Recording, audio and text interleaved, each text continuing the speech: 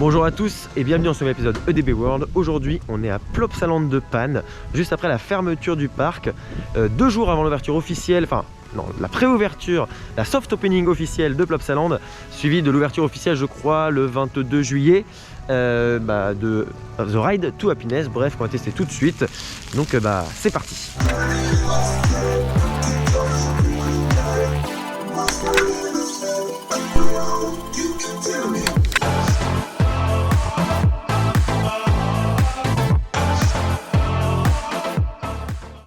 Avant de commencer, n'hésitez pas à vous abonner à ma chaîne YouTube afin de soutenir les projets que je fais. Et d'ailleurs, je vous remercie d'être toujours plus nombreux à me suivre dans la mesure où je peux, encore une fois, me retrouver dans un parc pour tester une attraction et pouvoir surtout, et c'est là le plus important, faire les plans que je veux, pouvoir être vraiment libre dans les plans au niveau de autour de l'attraction. Parce que c'est vrai que quand il y a des visiteurs, il y a une ambiance différente, ça donne un aspect un peu plus sympa en termes d'ambiance générale dans le parc, mais pour les plans de coaster des fois ça peut être un petit peu compliqué.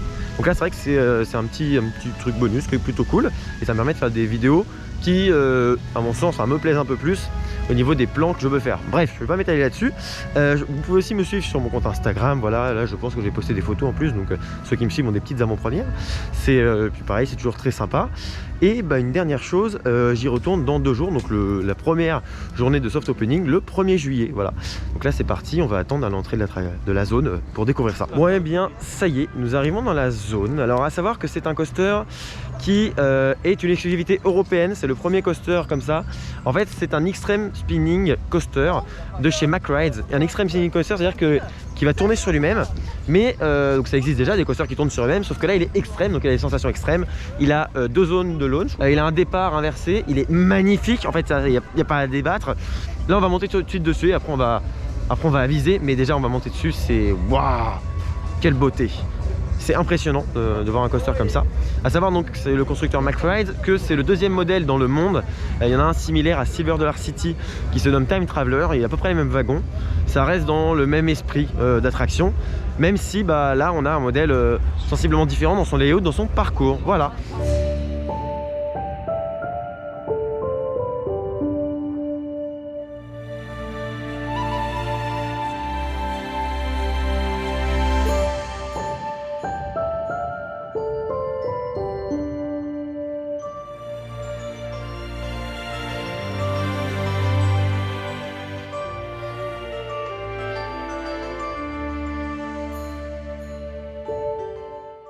On rentre donc dans la file d'attente. What?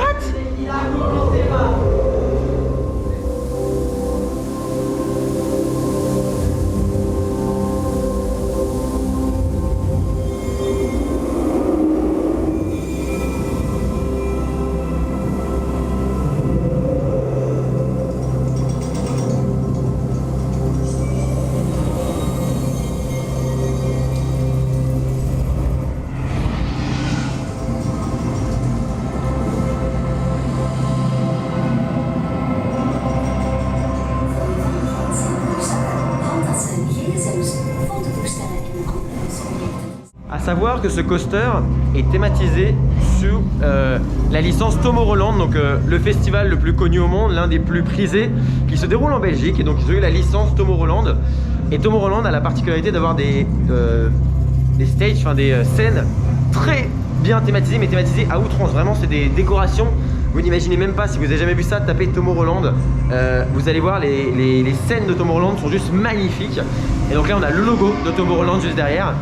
Et c'est un premier partenariat qui existe entre un coaster et ce festival. Et c'est juste fabuleux. À savoir également qu'il y a de la musique embarquée et que la musique a été réalisée par Hans Zimmer. Hans Zimmer qui est l'un des compositeurs de musique les plus connus au monde pour les films. Tant il a de talent et tant il est renommé, il a fait un nombre de films, vous n'imaginez même pas. À la louche, je peux vous citer par exemple Interstellar. Voilà, Interstellar, c'est lui. Et entre autres, il y en a beaucoup d'autres. Pareil, vous pouvez taper Hans Zimmer et aller voir sur internet. C'est fabuleux ce qu'il a fait, son œuvre est géniale. Et donc là, il a réalisé la musique de cette zone et de l'attraction. On avance à la file d'attente qui est très très mignonne, regardez. Je vais faire des plans peut-être après, mais c'est trop cool. C'est beaucoup trop cool. La gare est d'une beauté. Ça fait très Tomorrowland, hein, ça reste totalement dans le thème un peu féerique, un peu voilà, fantasy, monde imaginaire de Tomorrowland. And you may rest assured Comme vous le remarquez, il y a donc marqué The Ride to Happiness ici, le nom avec Tomorrowland en dessous. Et derrière moi, vous avez un écran avec un peu comme ce que fait Tomorrowland sur des écrans sur leur scène principale, avec la même voix qui raconte une histoire. C'est fabuleux, c'est waouh. Et les trains sont magnifiques, il y a des petites lettres dessus. C'est de toute beauté, c'est génial. J'adore les wagons. Les wagons sont magnifiques déjà. En plus, on voit une énorme partie technique, regardez. On voit une énorme partie technique. En dessous, il y a l'espèce de baromètre chelou. Donc les harnais, vous pouvez les... Ah non, on peut pas les baisser nous-mêmes. Les harnais se baissent automatiquement. Ok. Et on entend la musique épique, de limite musique de film quoi, qui circule. J'adore, c'est super bien. Oh, ça y est, c'est le départ. Regardez au-dessus de moi. Oh, ça va être bizarre. Ça va être bizarre. Oh putain, c'est bizarre. Oh la vache. Oh la vache. Oh, c'est bizarre. Ouh. Eh, le départ est spécial. Oh, la version, c'est bizarre. Mais j'adore. Ah, la version, la première version, c'est top. Oh, oh, oh, oh, oh putain. Oh putain. Oh putain. Oh la vache. Oh, oh putain. Oh, oh la... Oh, oh.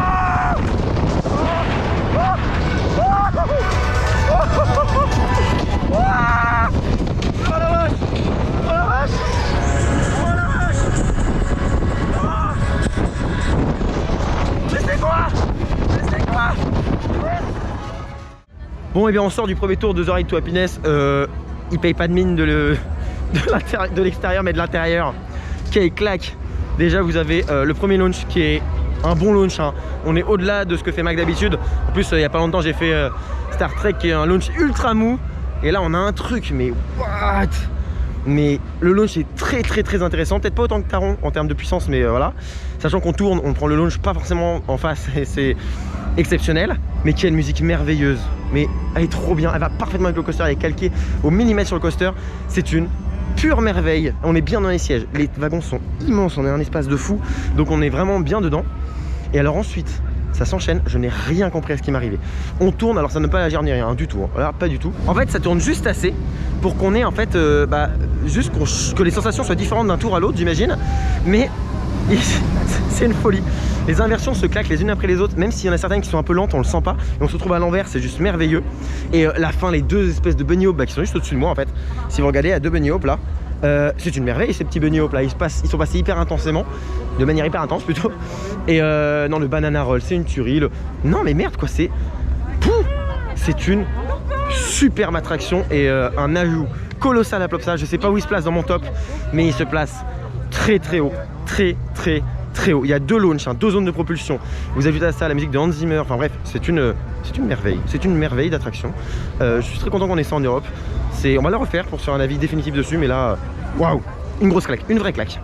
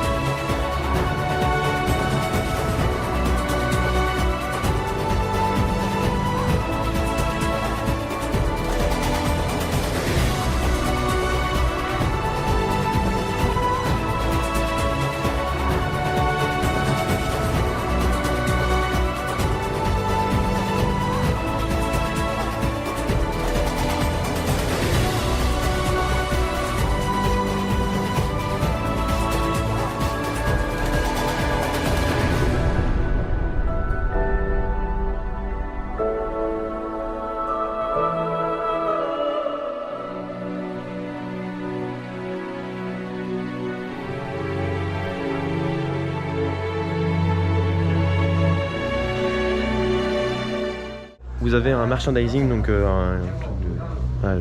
boutique, etc., qui est vraiment axé exclusivement sur The Ride to Happiness et surtout sur Tomorrowland. Donc il y a plein de trucs à l'effigie de Tomorrowland. C'est superbe. J'aime beaucoup ce pull. J'aime beaucoup son prix aussi. 74 balles. Aïe. Vraiment aïe. Donc bon, on verra peut-être pas. Peut-être pas celui-là. Mais en tout cas, c'est super beau. Il y a très très beau merch. Voilà, c'est un détail, mais bah, ça, bon, c'est Tomorrowland, on s'y attendait aussi.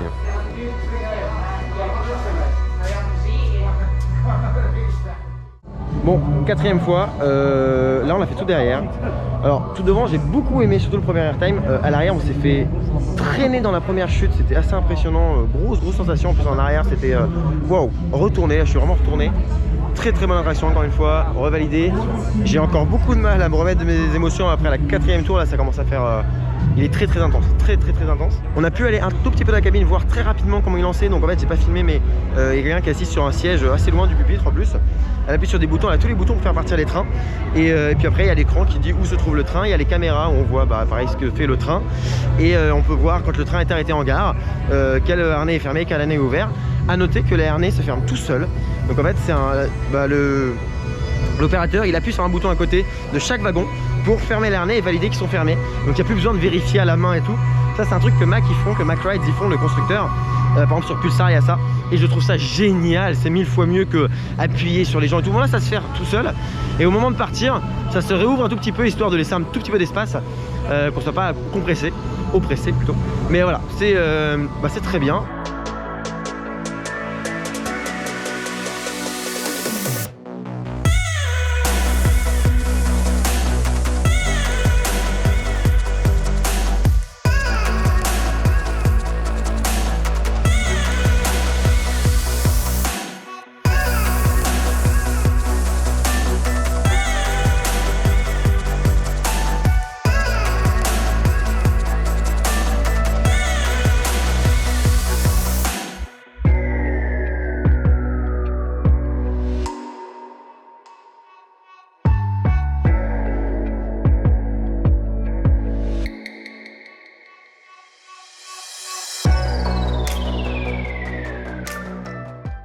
Là, on est en train de manger sous un petit dôme qui, comme je le disais juste avant, bien avant, que ça fait un petit peu festival, voilà, Tomorrowland, classique, c'est logique.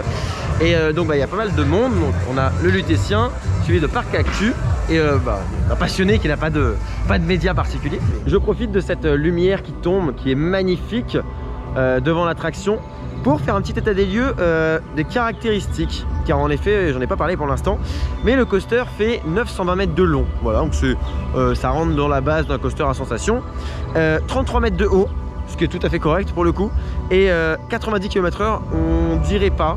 On a une sensation de vitesse un peu plus grande, dans la mesure où au moment par exemple du launch, le coaster va légèrement tourner sur lui-même. Il va pas faire un tour complet, mais il va être le demi-tour qu'il va faire va être assez puissant, ce qui fait que ça va suffisamment augmenter cette sensation de vitesse. Donc c'est vraiment pas mal pour le coup. Il y a 5 inversions et honnêtement pareil, je ne les ai pas toutes vues, j'en ai vu 3, pas 5 clairement, parce que ça passe tellement vite et parce que c'est tellement tonique que on se rend pas compte. On est des fois à droite, des fois à gauche, des fois la tête à l'envers, des fois la tête à l'endroit. Donc en fait je les ai pas vues toutes passer. Et donc 2 zones de launch, donc 2 zones de propulsion distinctes, une toute droite à l'arrêt et le taquet qu'on prend au départ est génial. Et une deuxième qui est plus courte mais qui est pas mal, qui est un petit bon, qui est moins intense que la première, mais qui renvoie pas mal d'énergie, qui nous fait monter sur la figure qui passe au-dessus en fait de la zone, juste au-dessus de moi, cette figure juste là. Et le launch c'est juste avant, et il y a une espèce d'airtime sur le launch parce qu'il y a une bosse, donc bref c'est vraiment très bien. Voilà, il y a 2 trains de 16 passagers chacun. Je sais pas le rendement, mais bon, voilà. Ça après, je pense pas qu'il soit excellent le rendement pour le coup. L'avantage c'est que le parcours s'effectue assez rapidement. Mais surtout qu'on a le chargement des passagers, il suffit d'appuyer sur un bouton, les harnais se ferment et c'est fini, ce qui est beaucoup plus pratique. Alors j'en profite d'être dans le siège de test pour déjà vous en parler, parce que j'ai rarement parlé des sièges de test. En fait ce sont des sièges comme ça qui sont compli conformes à ce qu'on va trouver donc dans l'attraction et qui vont en fait tout simplement vous permettre de voir si oui ou non vous rentrez dans le siège si vous êtes confortablement assis. Ça peut aussi faire un peu moins peur quand on a déjà pris place dedans. Et par exemple, si des personnes de forte corpulence ou des personnes trop grandes n'ont pas envie de faire une heure d'attente avant de voir que finalement ils ne peuvent pas faire l'attraction, normalement c'est marqué, hein, si vous recherchez sur internet, il y aura marqué les restrictions de taille, d'âge pour les jeunes enfants, etc. Mais là, sur celui-là, il y a quand même un truc qui est cool, c'est que vous avez donc, il se baisse, il se ferme. Mais regardez, je vais vous montrer. Vous avez donc une lumière là rouge qui dit que là il est trop ouvert. Et si vous le baissez, hop, elle passe au vert. Et ça permet de savoir que là, dès qu'elle est verte, c'est-à-dire que c'est bon, vous pouvez partir. Et ça c'est cool. Pour le coup, ça c'est vraiment sympa. Un bon point pour le coup dans ce parc. Alors, quelques petits points. Déjà la gare est simple entre guillemets en termes de théma, hein, elle n'est pas surchargée de théma. J'aime beaucoup l'architecture et alors il y a l'écran avec les engrenages et tout autour, c'est magnifique. Au niveau du départ, c'est du Tomorrowland tout craché et j'adore. Ensuite vous avez donc la théma extérieure qui est magnifique. Là pour le coup il n'y a rien à dire, c'est super beau, c'est du féerique, c'est pareil encore une fois, l'architecture est magnifique, enfin très très beau. La file d'attente est super belle, ils ont joué avec les matières, avec les couleurs, avec les profondeurs. C'est une merveille, la file d'attente, j'aime beaucoup, vraiment pour le coup ils ont géré, hein, ça reste relativement simple parce qu'il y a quand même pas mal de... C'est quand même poussé le vice assez loin dans la déco et dans la technique qu'ils ont pris, il y a du mouvement, c'est très beau, ça fait encore une fois très propre, un petit peu... ouais, je dirais féerique, un petit peu Tomorrowland finalement. Et jouer juste avec des couleurs, des profondeurs et des textures, c'est vraiment parfait et c'est ce qu'ils ont réussi à faire. Et ensuite pour l'attraction, comment dire, voilà, la technique des trains est fabuleuse, c'est en termes de technicité, de comment ils fonctionnent, etc. C'est juste fabuleux. La première inversion au tout début, elle est vraiment géniale et ce qui est encore plus ouf dans cette première inversion, c'est que en fait, elle plonge un peu vers le sol, ce qui fait que au début, vous voyez que vous êtes retourné, vous voyez que vous êtes assez loin du sol et au dernier moment, avant de reprendre la position initiale et donc vous remettre droit avant d'être propulsé, vous voyez le sol se rapprocher d'un coup très rapidement et hop, vous repartez. Et selon quand vous êtes positionné au moment du départ, ça fait bizarre. Et puis ensuite le launch propulsion, vous arrivez, vous tournez un petit peu, donc vous ne savez pas dans quel sens vous allez partir. Vous partez, vous prenez un taquet de launch, ce qui est quand même assez rare sur les Macs. Et en plus, pendant le launch, qui est déjà assez intense, vous êtes en plus, on vous fait tourner un peu plus vite. Et ensuite, on vous fait partir sur le top hat, enfin l'espèce de top hat qui est juste, donc la bosse en fait qui suit le launch, qui est juste génial, airtime bien prononcé à l'avant. Et après, il y a une chute et c'est là que démarre la musique en mode électro qui est juste calquée pile sur l'attraction. Donc la musique démarre avant, mais c'est là il y a la drop dans la musique qui est le meilleur moment de la musique. J'adore cette musique, elle est fabuleuse et vraiment à partir de là on comprend plus rien et c'est à tester. Je crois que j'ai rarement été aussi surpris dans une attraction. Non, j'ai jamais été aussi surpris parce que déjà je m'attendais, je vais vous dire honnêtement, j'attends toujours de voir les attractions avant et dans le DB World où je parlais des nouveautés, je vous disais que celle-là j'attendais de voir, j'attendais d'apprécier ce qu'allait faire Mack, mais que à la base niveau sensation j'en attendais rien. J'ai mis une réserve, mais que niveau théma ça m'avait plu et c'est ce qui m'a vraiment donné envie de m'intéresser à l'attraction. Bon oui, la théma est magnifique, hein, mais son gros plus à cette attraction, c'est pas la théma comme j'aurais pu le croire, c'est clairement sa sensation. C'est une merveille cette attraction, point, je suis catégorique, c'est une réussite sans nom. Je sais pas où il se positionne, mais honnêtement là, de but en blanc, il est déjà au-dessus de Taron. Mon top, si je dis pas de bêtises, c'est Conda, Untamed, mais qui sont très proches. EGF, Taron. Bon, Taron vient de passer 5ème. The Ride to Happiness vient de passer au-dessus. Et honnêtement, niveau sensation, je sais pas, je ne saurais pas s'il peut dépasser EGF, parce que EGF c'est vraiment que des airtime. Là, si on est en fait honnête, il est mieux que EGF dans la mesure où en fait il est beaucoup plus diversifié, mais parce que EGF c'est une vieille machine. Après en termes de sensation pure, je sais pas. Mais j'ai rarement été aussi choqué, je l'ai fait 4 fois et en fait sur les 4 fois il n'y en a pas une seule où j'ai réussi à rester stoïque et j'ai vraiment crié à chaque fois en mode wow, genre vraiment surpris. Et j'ai eu du mal à la fin, mais vraiment j'étais à la fin. Le fait qu'on soit un peu désorienté, que ça aille super vite, que ça s'enchaîne très rapidement. Oh, à la fin on en ressort, on est vraiment un peu retourné. Alors pas retourné dans le sens d'un point de vue quoi, du tout, hein. Mais vraiment j'ai mal au crâne comme si je venais faire, je sais pas moi, 10 EGF quoi. Vraiment c'est ou 10 Untamed, je sais pas, mais alors que j'en ai fait 4 là, donc vraiment intéressant. C'est beaucoup trop long là ce que je dis, mais bref, quoi qu'il en soit, vous avez mon avis complet sur l'attraction. Ceci étant dit, je vous remercie d'avoir regardé la vidéo jusqu'au bout. Je vous dis à bientôt pour une prochaine vidéo, soit en DB World, soit une vidéo dans les parcs. D'ici là, soyez enthousiastes. Salut.